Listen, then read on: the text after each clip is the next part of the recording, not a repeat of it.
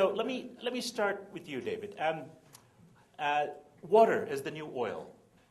This is journalistically, I love it, of course, not just because I covered oil for many years at The Economist, but it's sexy. It's got all the elements of human drama, tragedy, crisis.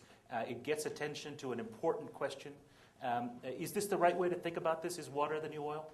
It sure makes me uncomfortable. I think it's exactly the wrong way to think about it. Water is a commodity, it says. Well, water is not a commodity. Water is a natural resource. It's distributed on the land in some very important ways. And to think of it like oil in the ground, you can just mine it out and sell it in a market. You can stick it in a tanker and move it from one side of the globe to the other. Wrong-headed. What we need to ask about water is, can we come up with integrated ways of thinking about water that provide for the full range of services that we expect to get out of it? Now, yes, there is water scarcity in a lot of places. Yes, there will be more water scarcity. Yes, there will be problems with allocating water at times of shortage. Climate change is going to aggravate that problem, make everything more uncertain.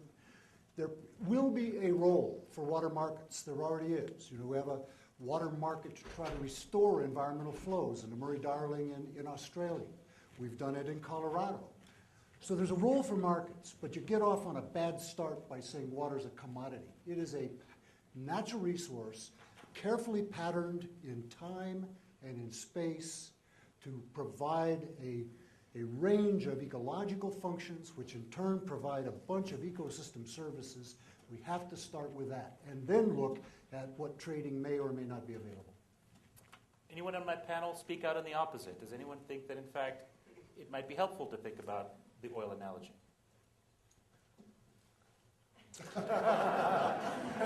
Maybe anybody out there. Or anyone in this room, in fact. Are we done? Well, exactly.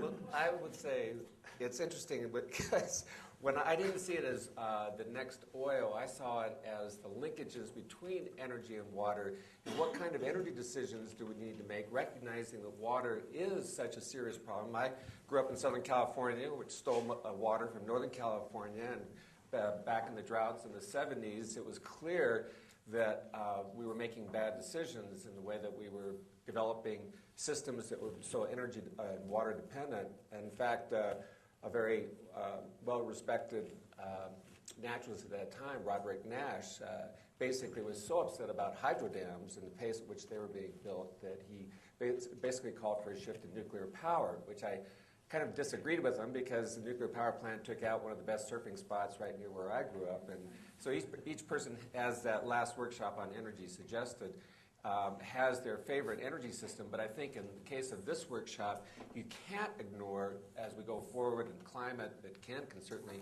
talk quite eloquently about, the implications of the amount of water that would be required and the risk and uncertainty of the assurity that that water will be there at the time needed. Has to be integrated and interdisciplinary in its approach.